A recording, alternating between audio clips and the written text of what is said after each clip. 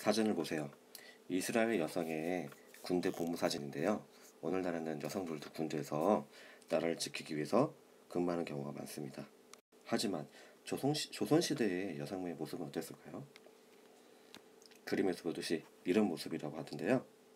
이번 시간에는 조선시대의 여성의 삶과 또 훌륭한 업적을 남긴 여성에 대해서 알아보는 시간을 가지도록 하겠습니다.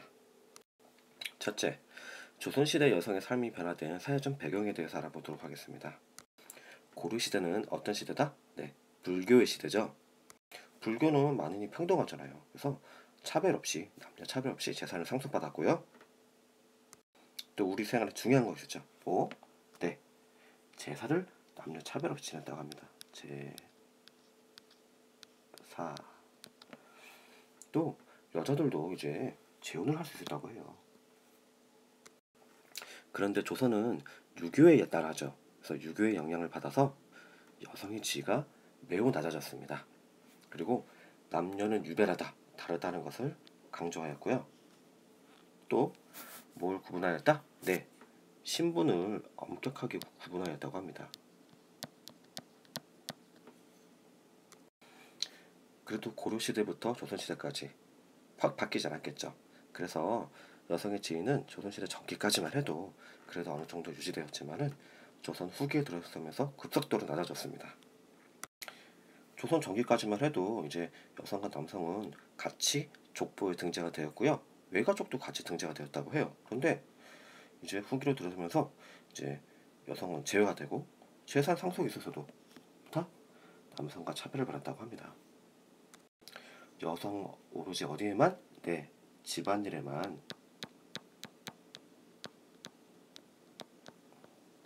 전념하였으며 사회활동에는 거의 참여하지 못했다고 해요. 이런 여성의 처지를 나타내는 말이 있죠? 네, 삼종지도라고 합니다. 어렸을 때는 누굴 따른다? 아버지를 따르고, 결혼해서는 누굴 따른다? 남편을 따르고, 늙어서는 누구? 아들을 따른다. 여성은 스스로 독립된 주체가 아니라 남성의 말을 따라야 하는 주체라고 되어 있고요. 여성은 뭐다? 누굴 따라야 한다? 네, 남성 말을 따라야 한다. 그래서 남성을 따라야 하는 존재. 그래서 권리를 많이 억압받았습니다. 여자들이 남자들을 때리기도 하는 현재 6항의 4반의 모습을 봤을 때는 상상도 할 수 없는 모습이죠. 그런데 신분에 따라서도 여성의 사는 모습은 달랐다고 합니다. 우선 양반. 그래도 양반인 만큼 밖에서 막 일하고 그러진 않았겠죠. 하지만 하는 일은 집안에서 하는 일로 딱 한정되어 있어서요. 그래서 남성과 명확하게 구분이 되었다고 합니다. 그래서 여성들을 안주인이라는 얘기도 있죠. 집 안의 주인이라고 얘기를 하기도 했습니다. 오로지 시집을 가서 자식을 키우고요. 그 다음에 뭘 할 수 있을 정도? 일상생활을 할 수 있을 정도의 교육만을 받았다고 해요. 그래서 여자들이 너무 많이 알면은 여자가 그걸 뭐 알면 뭐해? 하면서 이렇게 핀찬 들었겠죠? 그 당시 모습을 표현해보자면 딱 이 그림이 맞는 것 같아요. 앞에서 보여줬지만은 이런 그림이겠죠? 애 키우고 집안에서 다니고 밖에 다닐 때는 얼굴도 가리고 다니고 그랬던 모습입니다. 상민의 여성 모습을 살펴보도록 하겠습니다. 그래도 상민은 그래도 바깥에서 좀 일을 했겠죠. 그래서 집안일도 하면서 농사일도 하고 무명이나 삼배를 만들기도 했다고 합니다. 일을 해야 되는데 양반 여성같이 치마 저고리만 입고 다닐 수 없었겠죠. 그래서 이복에는 옷차림에는 양반 여성과 같은 제약은 없었다고 합니다. 상민 여성들은 길쌈이나 빨래, 나물 캐기 등의 힘든 일을 했다고 해요. 여기서 잠깐 길쌈이라는 것이 무엇일까요? 여러분들, 길쌈이라 하는 것은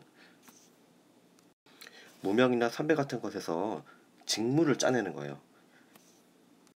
오늘날에는 석유를 통해서 석유에서 나오는 물건들, 그 화학물로 옷감을 만들지만 그 당시에서는 일일이 무명이나 삼배를 뜯어가지고 얇게 뽑아가지고 이제 옷을 만들었다고 합니다. 옷감을 만들었겠죠. 굉장히 힘든 일인데 이걸 여성들이 했다고 해요. 또 어디에다 발레도 하고 다니고 나무도 캐러 다니고 굉장히 힘들었겠죠. 그럼 천민들은 뭘 했을까? 천민들은 말하는 단어이지. 봐봐. 간청에서 뭘 했다? 간청이나 양반집에서 일을 했대요. 힘든 일을 도맡아 했었다고 합니다.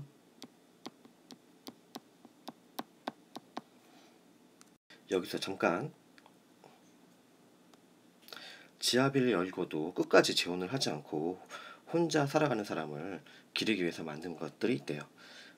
시골에 가보면 이런 것들이 있는데 이것을 뭐라고 할까요? 세 글자입니다. 초성 힌트를 준다면 아는 사람은 크레스팅에 답글에 달아주세요. 조선시대 때 이렇게 여성들이 지위가 낮았긴 했지만 업적을 남긴 사람들도 많이 있었다고 합니다. 우선 어렸을부터 바늘질과 그림에 남다른 재능이 있었고요. 꾸준히 교육을 받아 학식이 높았대요. 결혼 후에는 자녀들을 훌륭하게 키워내는데 그 중에서 누구는 조선시대 뛰어난 학자가 존경받았다고 합니다. 이 사람은 누구일까요? 네, 신사임당이고요. 우리나라 제일 액수가 높은 돈 5만원짜리 주인공이죠. 심사임당은 율곡 이희 선생님의 어머니로도 유명합니다. 엄마가 훌륭한 분이니까 그 자식도 굉장히 위인이 나왔었겠죠. 참고로 율곡 이희는 여러가지 진기록이 있는데요. 9번의 과거 시험을 봤는데 9번 모두 장원급제를 한 신기록을 가지고 있다고 합니다. 조선시대 최고라고 하네요. 다음으로 이 사람은 누구일까요? 홍길동전을 지은 허균의 누나라고 합니다. 그럼 허씨겠네요. 일단 허씨. 그런데 여성이라는 이유만으로 재능이 높게 평가되지 않았대요. 당시에는. 이를 안타깝게 여긴 동생이 허균은 이제 누나가 죽은 뒤에 이 시를 모아서 책을 만들었는데 우리나라에서는 여성을 무시했으니까 인정 못 받았는데 의외로 일본과 어디서? 네, 중국에서 높은 평가를 받았다고 합니다. 심지어는 중국의 황제가 허난설의 시의 팬이었다고 합니다. 마지막으로 김만덕이라는 사람을 잘 알아보겠습니다. 이 사람은 위 두 여성은 양반인데 비해서 김만덕은 상민이에요. 상민이면서 이제 사업가이자 또 사회활동가였다고 합니다. 제주 사람이었는데요. 제주에 큰 흉년이 들면서 백성들을 굶어 죽게 되다 그동안 장사를 하여서 모은 돈으로 쌀을 사서 굶주린 제주 백성들에게 나눠주었다고 해요. 이런 김만덕의 선행은 정족이 알려주고 당시 내 영의정이었던 최재공이라는 사람이 있었어요.